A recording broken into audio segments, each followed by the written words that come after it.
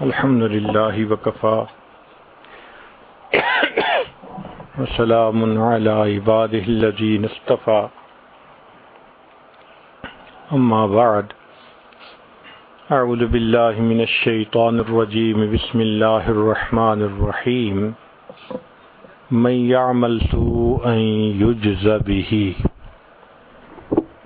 سبحان ربک رب العزۃ عما یصفون وسلام علی المرسلین والحمد للہ رب العالمین اللہم صلی علی سیدنا محمد وعلی آل سیدنا محمد وبارک وسلم۔ انسان جو کام بھی شریعت کے خلاف کرتا ہے اس کو گناہ کہتے ہیں۔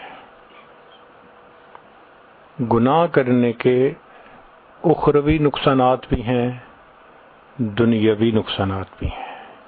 ہر گناہ کے اوپر دو طرح کے نقصان ہوتے ہیں، آخرت میں بھی سزا ملتی ہے اور دنیا میں بھی اس کا نقصان ہوتا ہے۔ چنانچہ ابن قیم رحمۃ اللہ علیہ نے الداء والدواء میں تفصیل بتائی ہے کہ گناہوں کے دنیا میں نقصانات کیا ہیں۔ ان میں سے ایک نقصان تو یہ کہ دل پریشان رہتا ہے۔ آپ کسی بندے کو دیکھ لیں جو جھوٹ بولتا ہو یا کسی سے حسد کرتا ہو یا کسی غلط تعلقات میں پھنسا ہو، دل بے چین ہوگا۔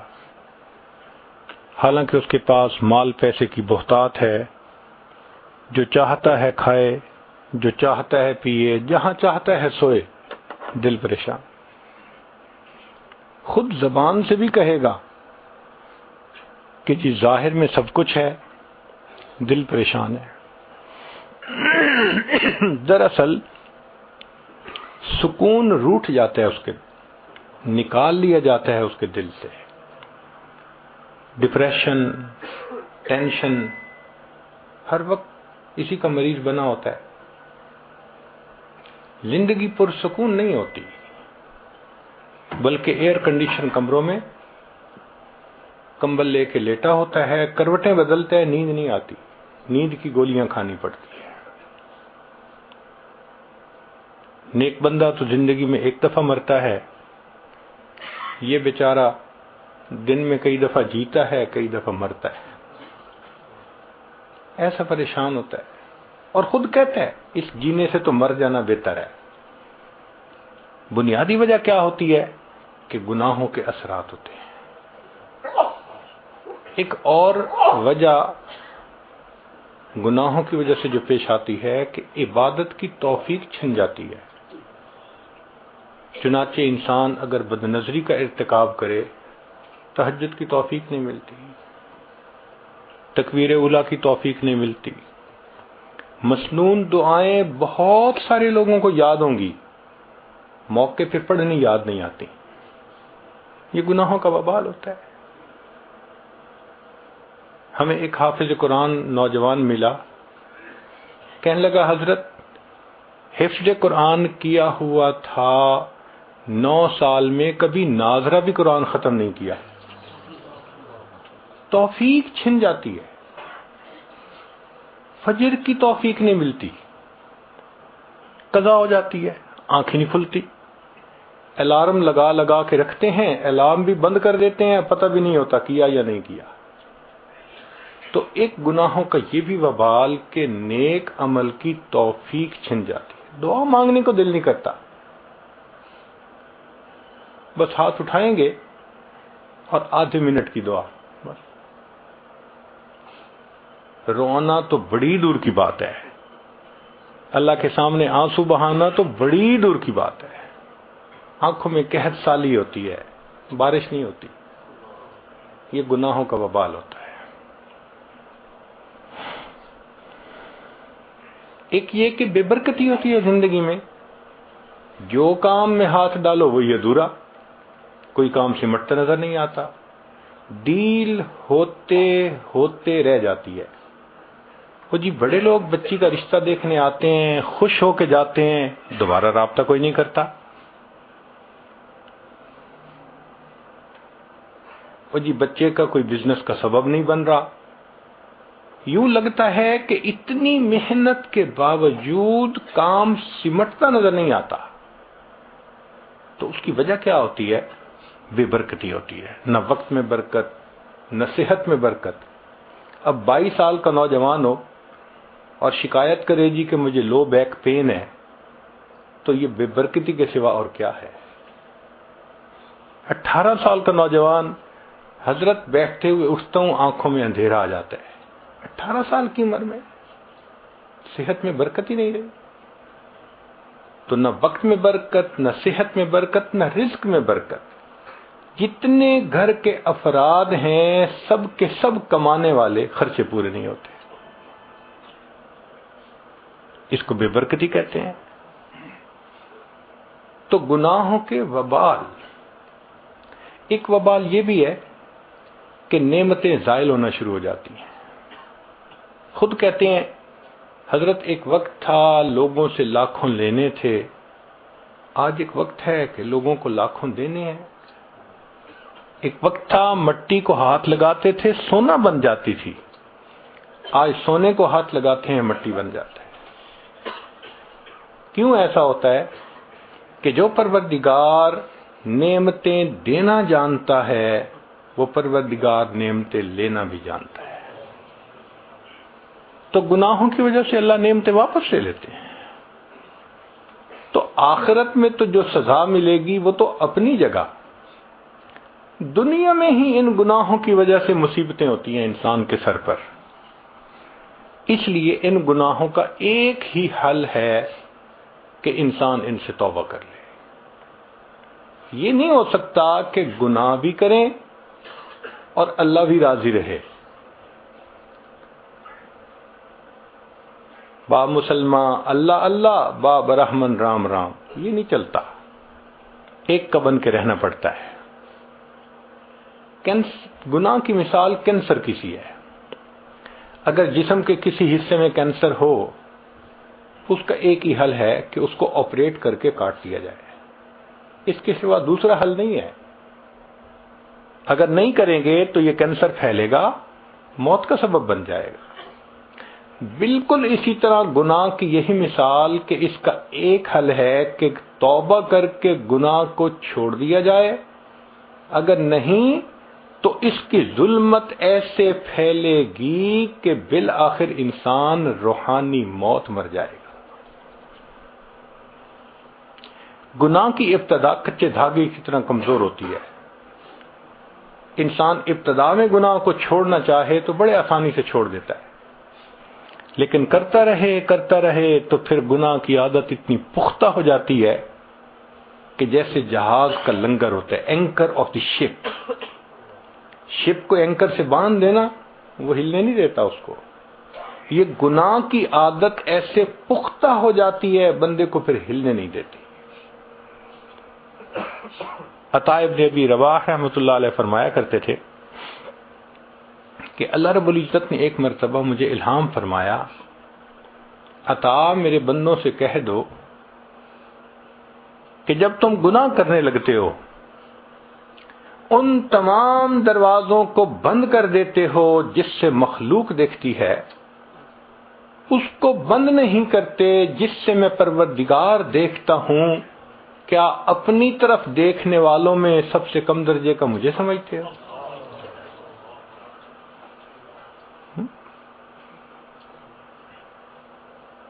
3 سال کا بچہ بھی پاس ہو تو فحش حرکت کرنے سے گھبراتے ہیں، اور اللہ دیکھ رہے ہوتے ہیں اور ہمیں اس کا کوئی ڈر محسوس نہیں ہوتا. اس کا مطلب یہ کہ ہم نے اللہ کی اتنی بھی قدر نہ کی، اتنا بھی لحاظ نہ کیا.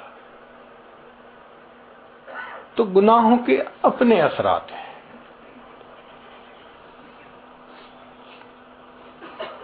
ہمارے ایک بزرگ فرمایا کرتے تھے کہ جو شخص علم اور ارادے سے گناہ کرنا چھوڑ دیتا ہے، جو شخص علم اور ارادے سے گناہ کرنا چھوڑ دیتا ہے، اللہ تعالیٰ اس بندے کی دعاؤں کو رد کرنا چھوڑ دیتا ہے. پھر ایسا بندہ جب ہاتھ اٹھاتا ہے اللہ تعالیٰ اس کے ہاتھوں کی لاج رکھتے ہیں. مختلف چیزوں کی اپنی اپنی تاثیر ہوتی ہے. آگ گرم ہوتی ہے، برف ٹھنڈی ہوتی ہے، پانی گیلا کرتا ہے. اب کوئی بندہ کہے جی کہ میں پانی میں بھی رہوں گیلا بھی نہ ہوں، وہ یہ کیسے ہوگا؟ آگ کے پاس بھی بیٹھوں گرمی بھی نہ آئے تو آگ کیسی؟ جی برف ہاتھ میں پکڑوں ٹھنڈی نہ لگے، بھئی برف کیسی؟ تاثیر ہے اس کی. جس طرح ہر چیز کی مادی طور پر تاثیر ہے، اسی طرح گناہ کی یہ تاثیر ہے کہ بندہ کا دل پریشان رہتا ہے. جو نوجوان اپنے آپ کو الٹے تعلقات میں پھنسا لیتے ہیں، راتوں کو نیند نہیں آتی. فیملی کے ساتھ مل کے کھانا نہیں کھائیں گے، الگ کمرے میں بیٹھے ہوں گے، کسی سے بات کرنے کو دل نہیں چاہے گا. یہ کیا ہے؟ یہ گناہوں کا وبال ہے، یہ گناہوں کی ظلمت ہے. اسی لیے اردو زبان میں ڈپریشن کے لفظ کو اسی طرح استعمال شروع کر دیا گیا. اس کا ترجمہ نہیں ہے کوئی. یہ ٹینشن کا لفظ، ڈپریشن کا لفظ، اینگزائٹی کا لفظ، یہ اردو زبان کے الفاظ نہیں ہیں. جن لوگوں نے زبان بنائی تھی، اگر اس وقت یہ کیفیتیں ہوتی تو وہ اس کا بھی کوئی نام رکھ دیتے. اس کا مطلب ہے ہمارے اکابر کی زندگیوں میں یہ کیفیتیں تھی نہیں، یہ نئے دور کی چیزیں ہیں. جب سے گناہ عام ہوئے ہیں یہ تب سے ہیں. اسی لیے دوسری زبان کے لفظ ہم نے اپنی زبان میں استعمال شروع کر دیے. اور آج کل ڈاکٹروں کے لیے بہت آسانی ہو گئی ہے. جس بیمار کی بیماری سمجھ میں نہ آئے کہتے ہیں ایکیوٹ ڈپریشن ہے. آپ کو تو بڑی ٹینشن ہے. بھئی ٹینشن دنیا میں کس کو نہیں ہے؟ جس کو دیکھو. سبحان اللہ، جس عورت کو دیکھو ماشاءاللہ tension.com اس کا نام ہوگا. تو یہ گناہوں کے اثرات ہوتے ہیں کہ ذہن پریشان ہوتا ہے، ذہن میں سکون نہیں ہوتا.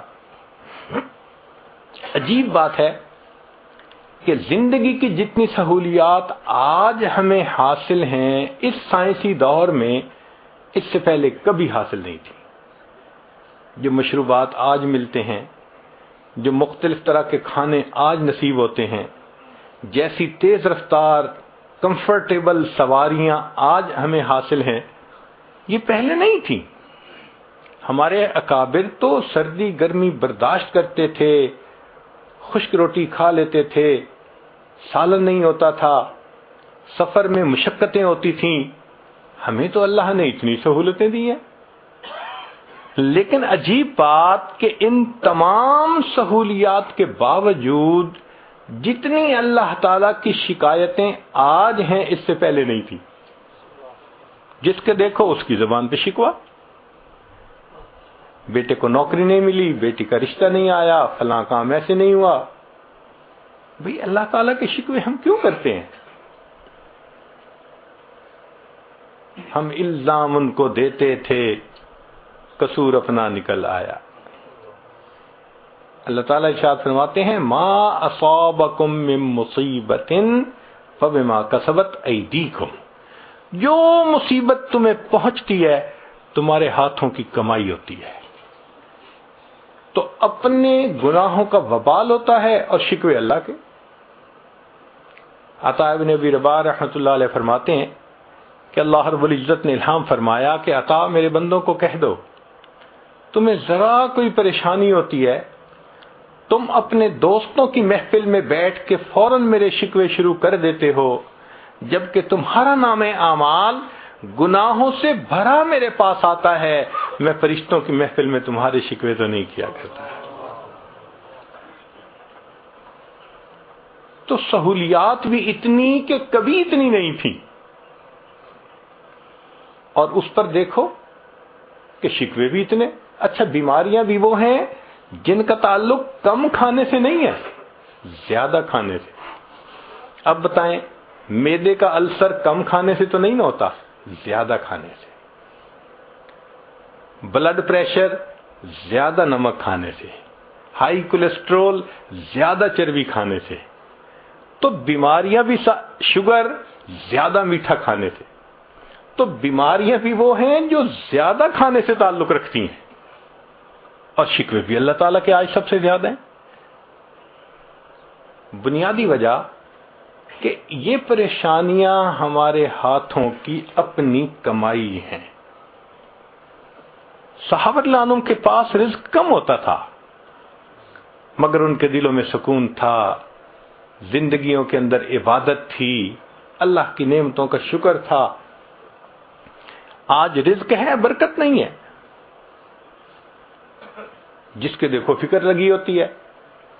صحابہ رضی اللہ عنہم کا تو یہ حال تھا کہ ایک صحابی یورینیشن کے لیے ذرا ویرانے کی طرف گئے، تو جب وہ بیٹھے تھے اپنی قضائے حاجت کے لیے، تو انہوں نے ایک چوہے کو دیکھا کہ وہ سوراخ میں سے باہر نکلا۔ جو چوہے کا سوراخ ہوتا ہے اسے بل کہتے ہیں، اس میں سے نکلا اور اس نے 1 دینار تھا وہ باہر پھینک دیا، پھر دوسرا دینار، پھر تیسرا، بل سے نکال کے لاتا تھا اور باہر ڈال جاتا تھا، پھر وہ بل میں گھس گیا۔ یہ صحابی جب فارغ ہو گئے، اٹھنے لگے، تو انہوں نے وہ چند درہم دینار جو بھی تھے وہ اٹھا لیے۔ صحابہ رضی اللہ عنہم کی ایک بہت خوبصورت عادت تھی کہ وہ ہر بات کو نبی علیہ السلام سے آ کر پوچھا کرتے تھے۔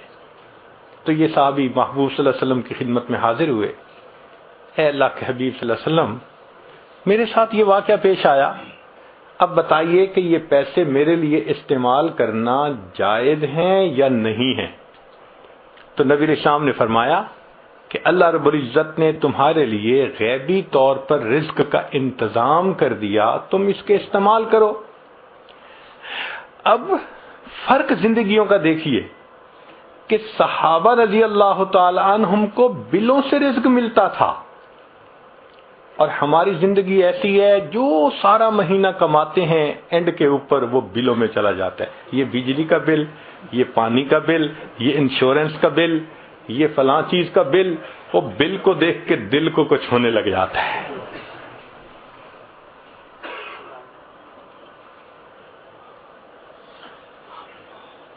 تو ہمارے لیے اب ایک ہی راستہ ہے کہ ہم اپنے گناہوں سے سچی توبہ کریں اور اللہ رب العزت کے فرما بردار بندوں میں داخل ہو جائیں۔ بہت لڑکپن کی بات ہے، ہمیں ایک مرتبہ ایک ولیمہ کی دعوت میں شریک ہونے کا موقع ملا۔ بڑا شہر تھا، وہ کسی بڑے ہوٹل میں لے گئے، تو مجھے بھی اپنے بڑے بھائی جان کے ساتھ جانے کا موقع مل گیا۔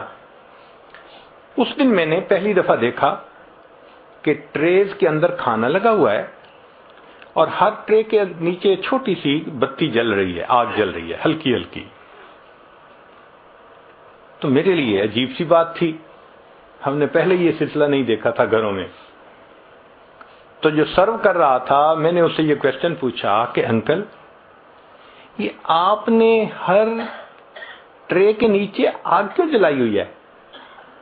اس نے کہا بھائی کھانا کھانے میں 1-2 گھنٹے لگ سکتے ہیں مجمع کو، تو ہم نے آگ جلائی ہوئی ہے تاکہ اتنی دیر یہ کھانا مستقل گرم رہے، وارم رہے۔ وہ تو بچپن کی بات تھی، ختم ہو گئی۔ آج جب یہ عاجز گناہ کے بارے میں سوچتا ہے نا، تو بالکل وہی مثال سامنے آتا ہے کہ جو انسان گناہ کرتا ہے، اللہ تعالیٰ اس کی زندگی میں ایک آگ، ایک بتی جلا دیتے ہیں، وہ وارم ہی رہتا ہے بیچارہ، کبھی ادھر سے ٹینشن، کبھی ادھر سے پریشانی، کبھی ادھر کی پریشانی۔ اللہ تعالیٰ بھی اس کو سکون نہیں لینے دیتے۔ جب تک گناہ سے توبہ نہیں کرے گا، یہ آگ جلتی رہے گی، اس کے لیے پریشانی کا سبب بنتی رہے گی۔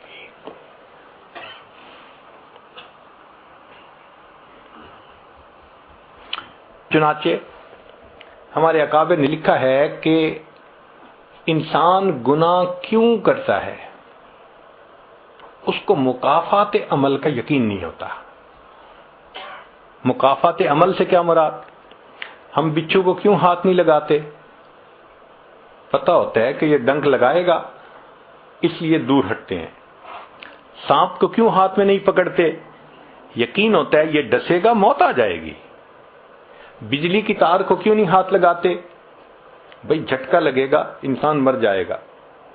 جب ہمیں پتہ ہوتا ہے کہ اس ایکشن کا ایک ری ایکشن ہونا ہے تو پھر ہم محتاط رہتے ہیں. اب آپ میں سے کتنے لوگ ہیں جنہوں نے بجلی کو خود ہاتھ لگا کے دیکھا؟ کبھی بھی نہیں دیکھا. بس صرف کسی کو بات سنی، مثال سنی اور عبادت پکڑ لی کہ مجھے نہیں ہاتھ لگانا. کتنوں نے بچھو کو ہاتھ لگایا؟ کوئی بھی نہیں لگاتا. سانپ کا نام لو تو ڈرنے لگ جاتے ہیں. بتائیں کہ جی یہ 100 یہ گلاب جامن ہے، صرف ایک کے اندر زہر ہے، کھا لیجئے، ہاتھ میں نہیں لگائیں گے. کیوں؟ ڈر ہے. تو جب ہمیں نقصان کا ڈر ہوتا ہے پھر ہم ہاتھ نہیں لگاتے. یہ دیکھیں اتنے بڑے بڑے شاپنگ مال ہوتے ہیں، وہاں کیمرہ سسٹم لگا ہوتا ہے. اب خریدنے والے جو لوگ آتے ہیں ان کو پتا ہوتا ہے کہ ہمیں دیکھا جا رہا ہے. شاپ پکنگ کوئی نہیں کرتا، کوئی چوری نہیں کرتا. تو جب ہمیں یقین ہے نقصان ہوگا ہم وہ کام نہیں کرتے. جب یقین ہے کہ ہمیں پکڑ لیا جائے گا ہم وہ کام نہیں کرتے. جب یہ یقین ذہن سے نکل جاتا ہے کہ اللہ ہمیں دیکھ رہا ہے، جب یقین ذہن سے نکل جاتا ہے کہ گناہ کا وبال آئے گا، پھر ہم بے دڑ ہو کر کے گناہ کر رہے ہوتے، احساس ہی نہیں ہوتا. اب سوچئے، حدیث مبارکہ ہے تم اگر دوسروں کی بیویوں کے ساتھ پرہیزگاری کا معاملہ کرو گے، لوگ تمہاری عورتوں کے ساتھ پرہیزگاری کا معاملہ کریں گے. حدیث مبارکہ ہے. امام شافعی رحمۃ اللہ علیہ فرماتے تھے کہ زنا ایک ایسا گناہ ہے جو دین ہوتا ہے، جو قرض ہوتا ہے بندے کے اوپر. چنانچہ اگر کسی نوجوان نے گناہ کیا تو یہ نہیں کہ گناہ کر لیا، اب اس گناہ کو چکانا ہے اس کے گھر کی کسی عورت نے، یا بیوی چکائے گی یا بہن چکائے گی یا بیٹی چکائے گی. علماء نے لکھا ہے کہ اس بندے کی گھر کی عورت کے ساتھ ضرور زنا کیا جائے گا، اور نہیں تو گھر کی دیواروں سے زنا کیا جائے گا. ہم کیا سمجھتے ہیں کہ ہم ہی دوسروں کی شکلیں دیکھ رہے ہوتے ہیں، ہمارے گھر کی عورتوں کی طرف دوسروں کی نظریں نہیں اٹھ سکتی. یہ اللہ کا بنا ہوا ایک نظام ہے. اب اگر یہ مکافات عمل کا یقین دل میں ہو تو پھر بندہ اللہ سے ڈرے گا. یہ یقین کمزور ہو گیا، احساس نہیں ہوتا کہ اس ایکشن کا ریئیکشن ہو کے رہنا ہے. دیکھیں اللہ تعالیٰ وہ ذات ہے، قرآن مجید میں فرمایا فَمَن يَعْمَلْ مِثْقَالَ ذَرَّةٍ خَيْرًا يَرَهُ، ذرہ کے برابر بھی نیکی کا عمل ہوگا اس کا بھی بدلہ دیں گے. ذرہ کے برابر گناہ کا کام ہوگا اس کا بھی ہم بدلہ دے کے رہیں گے. تو جہاں ایکوریسی لیول اتنا ہے کہ ذرہ جیسی نیکی بھی آنکھوں سے اوجھل نہیں ہو سکتی، ہم گناہ کر کے کیسے اس کے وبال سے بچ سکتے ہیں. اس یقین کو دل میں بٹھانے کی ضرورت ہے. صحابہ رضی اللہ عنہم کے دل میں یہ یقین بیٹھ گیا تھا. اسی لیے اندھیری رات ہے، قدرتاً ایک عورت، اس کے ہاتھ پر کسی مرد کا ہاتھ پڑا اس کے جسم پر، تو جب مرد نے اندھیری رات میں عورت کے جسم پر ہاتھ رکھا تو وہ عورت فوراً بولی، ڈر اس پروردگار سے جو اندھیرے میں اسی طرح دیکھتا ہے جس طرح وہ اجالے میں دیکھا کرتا ہے. یقین بنا تھا. کیا ایمان کا لیول ہے. اندھیرا ہے، کوئی قریب نہیں، کسی کو پتہ نہیں کیا ہو رہا ہے، عورت فوراً جواب دیتی ہے، ڈر اس پروردگار سے جو اندھیرے میں اسی طرح دیکھتا ہے جس طرح وہ اجالے میں دیکھتا ہے. تو یہ مکافات عمل کا یقین نہیں ہوتا کہ ہم جو کر رہے ہیں اس کا وبال لوٹ کے آنا ہے. نیکی کریں گے تو رحمتیں برسیں گی، اگر گناہ کریں گے تو لعنتیں برسیں گی. چنانچہ علماء نے لکھا ہے کہ ہر گناہ کا رد عمل ہوتا ہے مگر 3 انداز سے ہوتا ہے. سب سے پہلا اس کو نکیر کہتے ہیں. نکیر کا کیا مطلب؟ نقد سزا. بندے نے گناہ کیا، نقد سزا مل گئی. ایسا ہی ہے کہ غلطی کی، ایک تھپڑ پڑ گیا تو بندہ ذرا بچتا ہے، پھر اس کو نکیر کہتے ہیں. فوراً اس کا اثر سامنے آتا ہے. چنانچہ ایک زمیندار کا واقعہ سنیے کہ جس کی اتنی زمینیں تھیں کہ اس کی زمین میں کئی ریلوے اسٹیشن بنے ہوئے تھے. ریل چلتی تھی، ایک اسٹیشن پہ آتی تھی، پھر دوسرے ریلوے اسٹیشن پہ، پھر تیسرے پہ، اور یہ سب ریلوے اسٹیشن اس کی اپنی زمین میں تھے. ایک دن اپنے دوستوں کے ساتھ شہر کے چوک میں کھڑا گفتگو کر رہا ہے تو دوست نے کہا کہ آج کل بس تنگی ہے مال کی اور میں بہت پریشان ہوں. تو اس نے تکبر سے ایک بات کی کہ یار تم پریشان رہتے ہو کہ آئے گا کہاں پہ، اور میری یہ حالت ہے کہ میں پریشان رہتا ہوں، لگاؤں گا کہاں پہ. تکبر، عجب. اور میری تو 40 نسلوں کو بھی پرواہ نہیں ہے. جب اس نے یہ تکبر کے الفاظ بولے، اللہ نے اس کو اپنی پکڑ میں لے لیا. ہوا کیا؟ اب بزنس پہ نقصان سے نقصان، نقصان پہ نقصان، پیسے جانے شروع ہو گئے. 7 بیمار ہو گیا، اور بیمار ہونے کے بعد 6 مہینے کے اندر یہ دنیا سے رخصت ہو گیا. اس کا ایک ہی بیٹا تھا، 17-18 سال اس کی عمر تھی لڑکے کی. ساری دولت، ساری زمین اس کے وراثت میں آ گئی. اب جب مال بھی ہو اور جوانی بھی ہو تو پھر اس قسم کے لوگ بھی قریب ہو جاتے ہیں جو شراب اور شباب والے ہوں. چنانچہ اس کو انہوں نے برے رستے پہ ڈال دیا. اب یہ کبھی اس کے ساتھ رات گزار رہا ہے، کبھی اس کے ساتھ رات گزار رہا ہے. کسی نے اس کو اور بڑے شہر میں پہنچا دیا، پینے پلانے کی بھی عادت ڈال دی. اب بینک کا جتنا پیسہ تھا وہ لٹنے لگ گیا. کسی نے اسے کہا یہاں کیا دیکھو گے، ذرا باہر نکل کے دنیا دیکھو. تو اس نے اس کو کسی باہر کے ملک کا راستہ دکھا دیا کہ وہاں کے نائٹ کلب میں کیا ہوتا ہے. اب وہاں جا کے یہ پیسے لٹانے لگ گیا.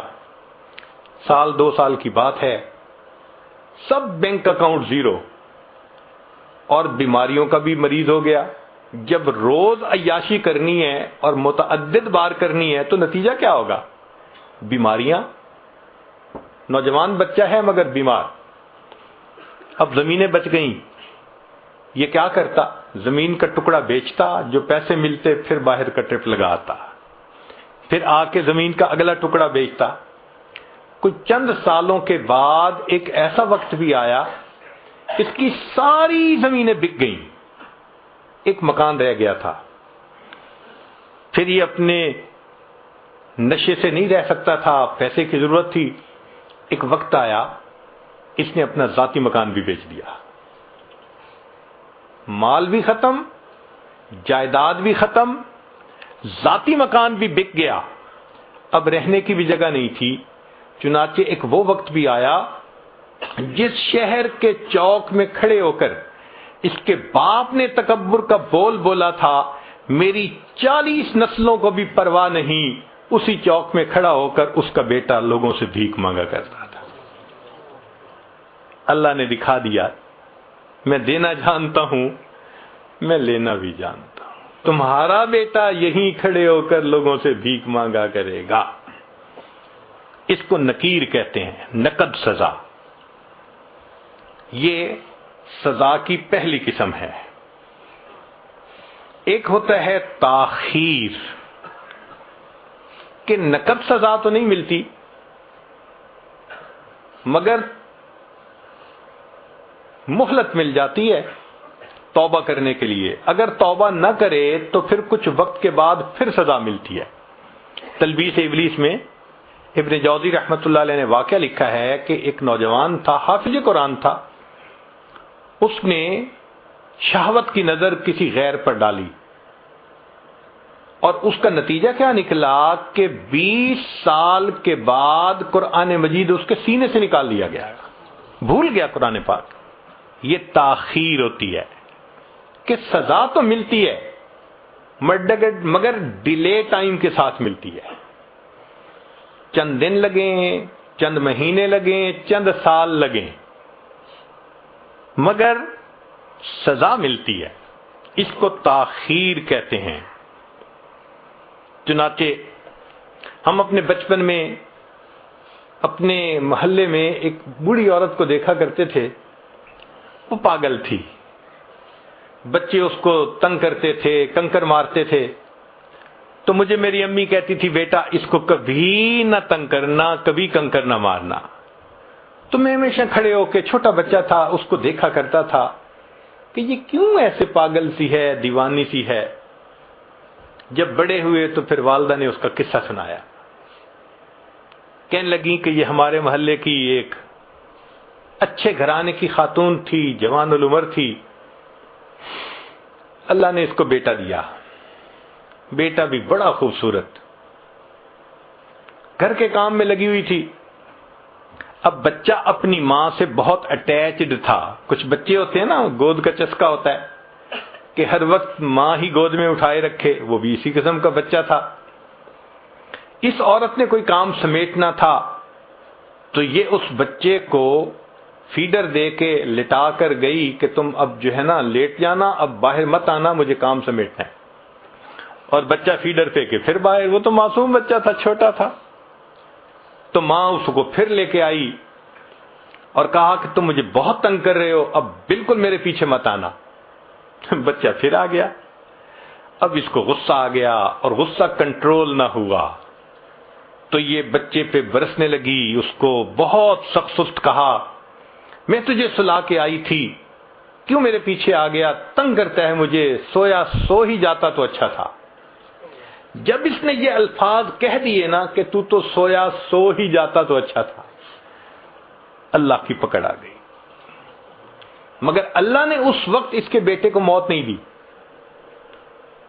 دعا قبول کر لی کہ یہ بد دعا تمہاری زبان سے نکلی نا بیٹے کے بارے میں، غصے میں آ کے، اس کو تو ہم قبول کر لیتے ہیں، ابھی اس کو موت نہیں دیتے۔ اب وہ بچہ بڑا ہوا، لکھا پڑھا، وہ اسکول کا سب سے انٹیلیجنٹ بچہ، وہ کالج میں اسکالرشپ پانے والا بچہ، جب وہ فائنل ماسٹر ڈگری کر کے آیا تو اس نے بزنس شروع کیا، اتنا اچھا بزنس چلا اس کا کہ پورے شہر کے لوگ اس بچے کی مثالیں دیتے تھے کہ دیکھو اتنے اچھے اخلاق والا، تحمل مزاجی والا، خوش مزاج، اچھے بچہ، اتنا اچھا اس کا بزنس ہے۔ لوگ اس کی شکل دیکھتے تھے، تمنا کرتے تھے کہ میری بیٹی کا رشتہ اس سے ہو جائے، بہن کا رشتہ اس سے ہو جائے۔ وہ ایسا نوجوان بچہ تھا، لوگ اپنے بیٹوں کو مثالیں دیتے تھے، بیٹا ایسا بننا۔ لو جی، بالکل جب جوانی کا وقت تھا، اب ماں نے اس کے لیے اپنے ہی رشتہ داروں میں کوئی بہت خوبصورت بچی حور پری ڈھونڈی، پھر اس کے لیے بڑی تیاریاں، پیسے کی کمی نہیں تھی۔ جب سب چیزوں کی تیاری ہو گئی اور شادی میں ابھی صرف 3 دن تھے، اللہ کی شان کہ بچہ اپنے ہی گھر میں چل رہا تھا، فرش دھویا تھا اور ابھی گیلا تھا، پاؤں جو پھسلا، یہ نوجوان سر کے بل گرا اور اس کی موت آ گئی۔ اللہ نے پھل کو پکنے دیا، جب پھل پک کے تیار ہو گیا تب اللہ نے پھل کاٹا۔ اب تجھے سمجھ لگے گی کہ تو نے میری کس نعمت کی ناقدری کی تھی۔ ماں کے ذہن پہ اتنا صدمہ اس کی موت کا ہوا کہ وہ ذہنی توازن کھو بیٹھی، وہ گلیوں کے اندر بس تن کے چنا کرتی تھی۔ تو کبھی نقد سزا ملتی ہے، نکیر، اور کبھی اس میں تاخیر ہو جاتی ہے۔ آج بہنیں چھوٹی چھوٹی بات پہ بھائیوں کو بد دعائیں دے دیتی ہیں، اور پھر بڑے ہو کے انہی کے لیے پھر بیٹھی رو رہی ہوتی ہیں، حضرت میرے بھائی کے لیے دعا کریں وہ نیک بن جائے، میرے بھائی کے لیے دعا کریں اس کی شادی کی زندگی میں مشکلات ہیں۔ بھائی کیوں بد دعا دی تھی؟ تو گناہوں کی سزا کی دوسری قسم تاخیر کہلاتی ہے، اور ایک اور بھی صورت کہ گناہ تو کیے جوانی میں، اللہ نے بڑھاپے میں بیوی کو نافرمان بنا دیا۔ یا اللہ، جتنی یہ اذیت ہوتی ہے نا کہ جوان اولاد ہو جائے اور وہ ماں کے ساتھ ہو، اور ماں اور اولاد سب ایک طرف اور اکیلا بوڑھا ایک طرف، اور وہ سب نافرمان ہو اس کے، جتنا بڑھاپا ذلیل خوار ہوتا ہے نا وہ بوڑھا بتا بھی نہیں سکتا۔ تو بڑھاپے میں اللہ تعالیٰ نافرمان بنا دیتے ہیں اولاد کو، بیوی کو، یہ تاخیر کہلاتی ہے۔ ایک تیسری چیز ہوتی ہے، اس کو کہتے ہیں خفیہ تدبیر۔ یہ سزا ملنے کی تیسری قسم ہے کہ اللہ ایسی طرح سے سزا دیتے ہیں نظر بھی نہیں آتی اور وہ سزا مل رہی ہوتی ہے۔ مثال کے طور پہ بچی کا رشتہ طے ہی نہ ہونا کہیں، اب انسان سوچتا پھرتا ہے کسی نے رشتہ باندھ دیا، کون باندھ سکتا ہے؟ اللہ تعالیٰ کوئی کام کرنا چاہے تو مخلوق روک سکتی ہے؟ کوئی نہیں روک سکتا۔ تو ایسی طرح سے سزا ملتی ہے کہ بندہ اس کو فیل بھی نہیں کرتا کہ میرے گناہوں کا وبال ہے۔ چنانچہ بنی اسرائیل کے ایک عالم تھے، وہ کسی گناہ میں ملوث ہو گئے، چونکہ عالم تھے، پتہ تو ان کو تھا کہ گناہ کا وبال ہونا ہے، تو گناہ بھی کرتے تھے ڈرتے بھی تھے، گناہ بھی کرتے تھے ڈرتے بھی تھے، واچ فل بھی رہتے تھے کہ پتہ نہیں گناہ کی وجہ سے میرے اوپر کیا کوئی مصیبت آ جائے، مگر نفس سے مجبور تھے، گناہ بھی کرتے تھے اور پریشان بھی رہتے تھے۔ 1 سال گزر گیا۔ 1 سال کے بعد انہوں نے دعا مانگتے ہوئے یہ الفاظ کہے کہ اللہ، میں اپنے نفس کے ہاتھوں مجبور ہو کے گناہ کرتا ہوں، تو کتنا مہربان ہے، تو نے مجھے اپنی نعمتوں سے محروم نہ کیا۔ اللہ نے دل میں ڈالا کہ میرے بندے تو نعمت سے محروم ہوا تجھے پتہ نہیں ہے۔ تو بڑے حیران ہوئے، میں کس نعمت سے محروم ہوا؟ تو پھر ان کے دل میں اللہ نے یہ بات ڈالی، جس دل سے تو نے یہ گناہ کرنا شروع کر دیا، ہم نے اس دن سے رات کے آخری پہر کے مناجات کی لذت سے تمہیں محروم کر دیا۔ ان کو خیال ہی نہیں تھا کہ اتنے سالوں سے مجھے کبھی تہجد میں رونا ہی نہیں آیا۔ تو سزا ملتی ہے مگر خفیہ تدبیر ہوتی ہے اللہ کی۔ ہر گناہ کی سزا ان 3 میں سے کسی نہ کسی صورت میں ضرور ملتی ہے، یا تو نکیر ہوگی، یا پھر تاخیر ہوگی، یا پھر خفیہ تدبیر ہوگی، بچ نہیں سکتے۔ اب اگر یہ یقین ذہن میں آ جائے کہ یہ ہو کے رہنا ہے تو پھر انسان گناہوں سے بچے گا۔ ایک نقطے کی بات ذہن میں رکھیے کہ جب انسان پر اللہ کی نعمتوں کی بارش ہو اور انسان پر گناہوں کے راستے کھلے ہوئے ہوں، یہ خطرے کی گھنٹی ہوتی ہے۔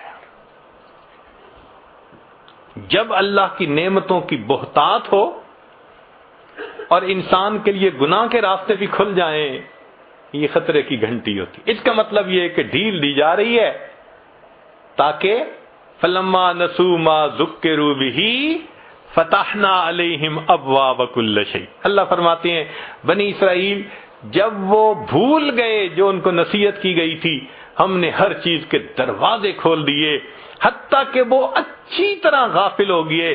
پھر کیا ہوا؟ اخذناہم بغتۃ، ہم نے اچانک ان کو اپنی پکڑ میں لے لیا۔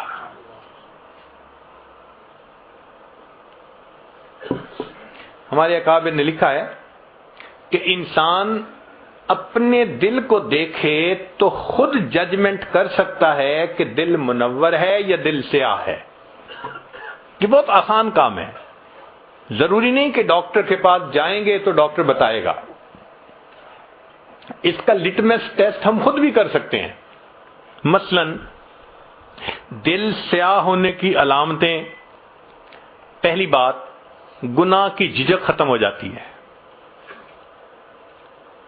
بیوی پوچھتی ہے دیر سے کیوں آتے ہیں؟ بس میں آتا ہوں، میرا کام ہے، تم کیوں پوچھتی ہو، تمہارا کیا واسطہ ہے؟ وہ جو ایک جھجک ہوتی ہے نا دل میں، وہ ختم. اچھا کوئی کیا کر لے گا، بیٹا کہتے ہیں ابو کو پتہ بھی چل گیا کیا ہو جائے گا. یہ جو جھجک کا ختم ہو جانا ہے، یہ پہلی نشانی ہوتی ہے دل کے سیاہ ہونے کی. اچھا کوئی میرا کیا بگاڑ لے گا.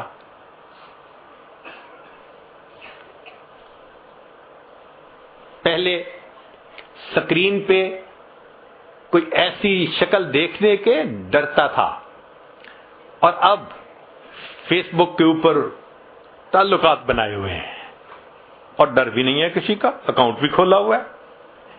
تو جھجک کا ختم ہو جانا یہ پہلی نشانی ہے کہ انسان کا دل سیاہ ہو چکا.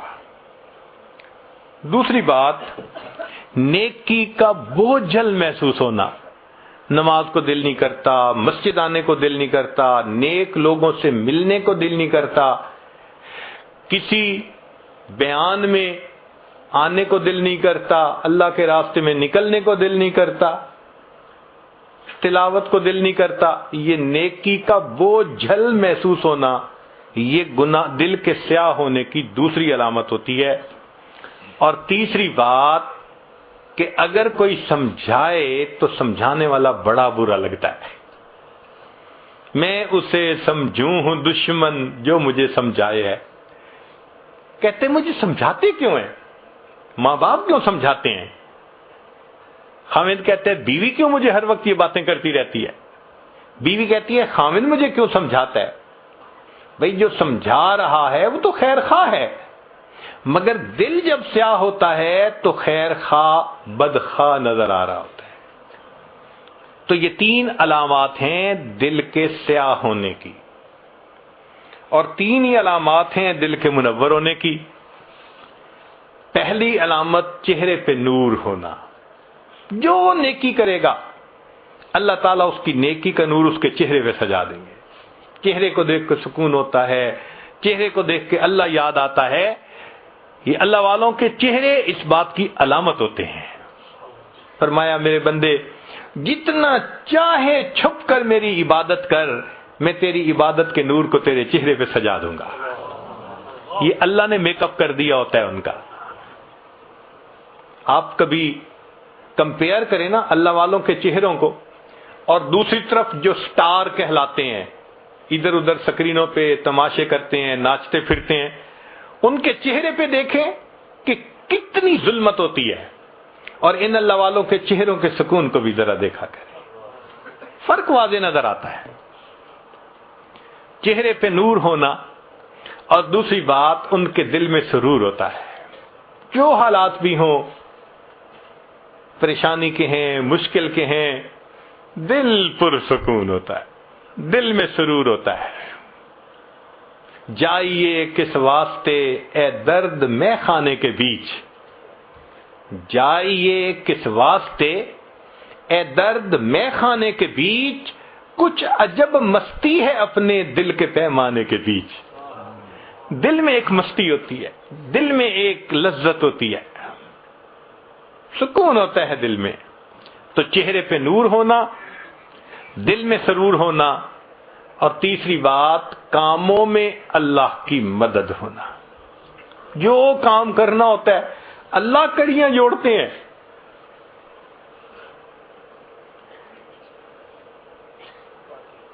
خود بخود قدرت کی طرف سے سبب بنتے چلے جاتے ہیں. اللہ تعالیٰ ان کو دنیا کے معاملات میں الجھنے نہیں دیتے، ان کے کام سنوار دیتے ہیں، نکال دیتے ہیں. اب اس کی مثال یوں سن لیجئے کہ ایک ہوتا ہے عام گھوڑا، تانگے میں، ریڑی میں جس کو استعمال کرتے ہیں، وہ ہمارے ہاں 20-25 ہزار کا مل جاتا ہے. ایک ہوتا ہے تیزی دوڑنے کا مقابلہ کرنے والے گھوڑے، کروڑوں میں، 2 کروڑ اور 4 کروڑ اور 12 کروڑ ان کی قیمتیں ہوتی ہیں. ان کی نسل، ان کی ہر چیز، ان کے لیے کتنی خدمت کرنے والے لوگ رکھے جاتے ہیں، ان کی خوراک کا خیال رکھا جاتا ہے۔ اب اگر کوئی ریکارڈ بنانے والا گھوڑا ہو تیز رفتاری کا، اور اس کے مالک سے کوئی آ کے کہے ذرا اپنا گھوڑا دے دو، میں نے یہ اپنے تانگے کے اندر اس کو استعمال کرنا ہے، وہ کہے گا میرا تیزی کا مقابلہ جیتنے والا گھوڑا، ریکارڈ قائم کرنے والا گھوڑا تانگے میں کبھی نہیں میں دے سکتا۔ جس طرح اللہ تعالیٰ تیزی کا مقابلہ جیتنے والے گھوڑے کو دنیا کا مالک گدے گاڑی میں باندھنا پسند نہیں کرتا، اللہ تعالیٰ بھی دین کا کام کرنے والے اپنے بندوں کو دنیا کی گدے گاڑی میں باندھنا پسند ہی نہیں فرماتا۔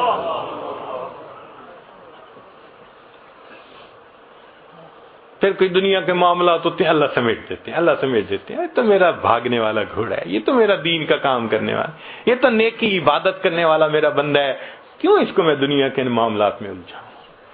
تو اللہ تعالیٰ اس کو محفوظ فرما لیتے ہیں۔ تو اس لیے ہمیں چاہیے کہ ہم گناہوں کو چھوڑ کر نیکوکاری کی زندگی کو اپنائیں۔ ایک گناہوں کا وبال اور ہے جس کو فضیل بن عیاض رحمت اللہ علیہ نے لکھا ہے۔ وہ فرماتے ہیں کہ مجھ سے جب کوئی گناہ سرزد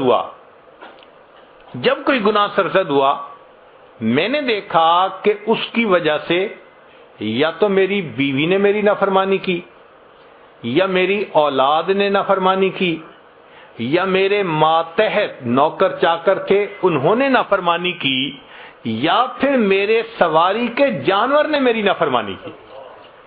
اس کا مطلب یہ کہ جو اللہ کی نافرمانی کرتا ہے یہ نافرمانی اس کے اپنے ماتحتوں میں ریفلیکٹ ہو کر رہتی ہے۔ اب ہم کیوں شکوے کرتے ہیں جی بیوی بات نہیں سنتی، وہ جی بیوی آرگومنٹ کرتی ہے، وہ جی بیٹا افلاطون بن گیا ہے سنتا ہی نہیں، بیٹی بات نہیں سنتی۔ بھائی ہم اس کی نہیں سنتے، یہ ہماری نہیں سنتے۔ عدلے کا بدلہ، جیسی کرنی ویسی بھرنی، نہ مانے تو کر کے دیکھ۔ تو یہ مکافات عمل ہے۔ جو اللہ کی نافرمانی کرے گا اللہ تعالیٰ اس کے ماتحتوں کو اس کا نافرمان بنا کر دکھائیں گے۔ اس لیے حضرت مفتی محمد شفیع رحمۃ اللہ علیہ نے ایک جگہ لکھا ہے کہ تم جتنا چاہو گناہ کر لو، اگر تمہاری اسی زندگی کو اللہ نے جہنم کی طرح نہ بنا دیا تو پھر دیکھ لینا۔ تو واقعی گناہ انسان بھلے کرتا پھرے، سکون تو اس کے پاس نہیں ہوتا۔ چنانچہ ایک جگہ فرماتے ہیں کہ گناہوں کا نتیجہ بالآخر ندامت ہوتی ہے، گناہوں کا نتیجہ بالآخر ندامت ہوتی ہے۔ اور ایک جگہ پر حضرت مفتی محمد شفیع رحمۃ اللہ علیہ نے خوبصورت بات لکھی ہے۔ وہ فرماتے ہیں کہ گناہ کے نتیجے میں بندے کو آگ میں جلنا ہی پڑتا ہے، گناہ کے نتیجے میں بندے کو آگ میں جلنا ہی پڑتا ہے۔ دو صورتیں ہیں، یا تو اسی دنیا میں ندامت کی آگ میں جلے، بھئی یہ ریپینٹ کرنا یہ بھی تو ایک آگ ہے نا جو اندر لگی ہوتی ہے، یا تو اسی دنیا میں ندامت کی آگ میں جلے اور توبہ کر لے تو گناہ کو معاف کر دیا جائے گا، اور اگر نہیں کرے گا تو پھر اس گناہ کے بدلے جہنم کی آگ میں تو جلنا ہی پڑ جائے گا۔ تو یا تو شرمندگی کی آگ ہے یا پھر جہنم کی آگ ہے، گناہ کا نتیجہ ایک ہی ہے۔ اور سچی بات یہ ہے قیامت کے دن کی شرمندگی بہت بڑی اور بہت بری ہوگی۔ ساری مخلوق تو دو بندوں کے سامنے کی ذلت برداشت نہیں نہ کر سکتے، قیامت کے دن ساری مخلوق کے سامنے کی ذلت کیسے برداشت کر سکیں گے؟ علامہ اقبال کے کچھ اشعار حضرت مولانا محمد الیاس رحمت اللہ علیہ جو بانی تبلیغی جماعت ہیں ان کو بہت اچھے لگتے تھے، اور شعر بھی واقعی عجیب کہے ہیں اس نے۔ بلکہ وہ تو فرمایا کرتے تھے کہ میں گمان کرتا ہوں ان اشعار کی وجہ سے اللہ نے اس کی بخشش فرما دی ہوگی۔ اشعار ہیں کہ اس نے لکھا، اے اللہ تو غنی از ہر دو عالم من فقیر، اے اللہ آپ دو عالم سے غنی ہیں اور میں فقیر ہوں. تو غنی از ہر دو عالم من فقیر، روز محشر عذرہائے من پذیر. اے اللہ قیامت کے دن میرے عذروں کو قبول کر لیجئے گا. گر تمہیں بینی حسابم ناگزیر، اور اگر آپ فیصلہ کر لیں کہ میرا حساب لازمن لینا ہے، از نگاہ مصطفیٰ پنہا بگیر. اللہ پھر مصطفیٰ کریم کی نگاہوں سے اوجھل میرا حساب لینا، مجھے اپنے آقا کے سامنے بڑی شرمندگی ہوگی. واقعی بات ٹھیک ہے.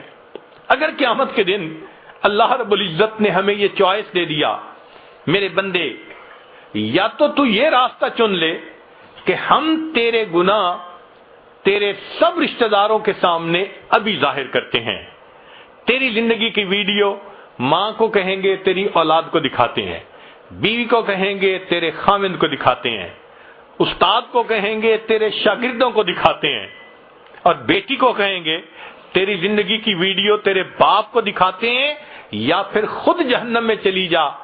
میرا خیال ہے ہم کہیں گے اللہ ہم خود جہنم میں چلے جاتے ہیں، زندگی کی ویڈیو نہ دکھانا. کوئی بیٹی برداشت کرے گی کہ باپ اس کی وہ تماشا دیکھے؟ کوئی بیوی برداشت کرے گی کہ خاوند دیکھے؟ ماں برداشت کرے گی کہ اولاد اس کا وہ تماشا دیکھے؟ یہ تو اللہ کی رحمت ہے جس نے ہمارے عیبوں کو چھپایا ہوا ہے. بس ہم یہ دعا کریں کہ مولا آج تک جو گناہ کیے بس ہم بھولے رہے، آپ ہم پر رحمت فرمائیے، ان گناہوں کو معاف کر دیجئے.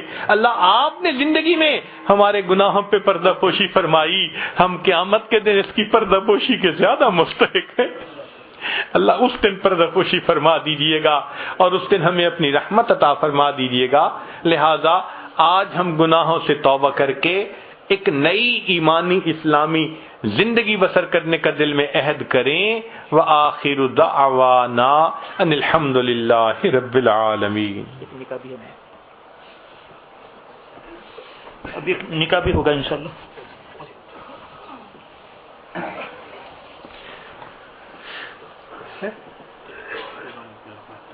جی فرما رہے ہیں کہ پہلے توبہ کے کلمات کچھ نوجوان پڑھنا چاہتے ہیں، اس کے بعد پھر نکاح انشاءاللہ اس کی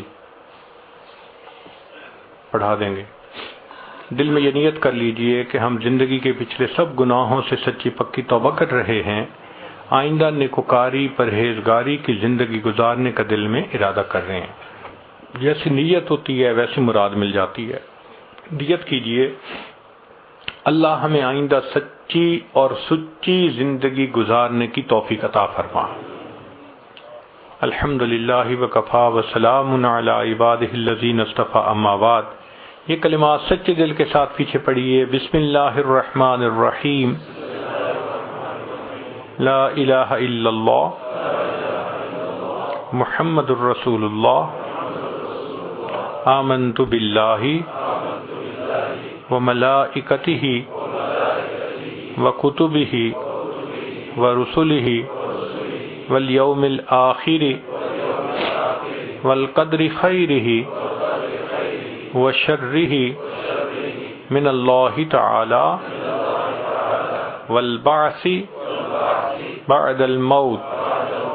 آمنت باللہ کما ہوا باسمائہ وصفاتہ وقبلت جمیع احکامہ اقرار باللسان وتصدیق بالقلب.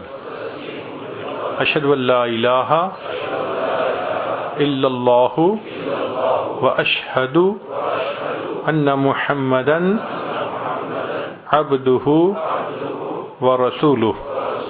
استغفر اللہ ربی من کل ذنب واتوب الیہ برحمتک یا ارحم الراحمین.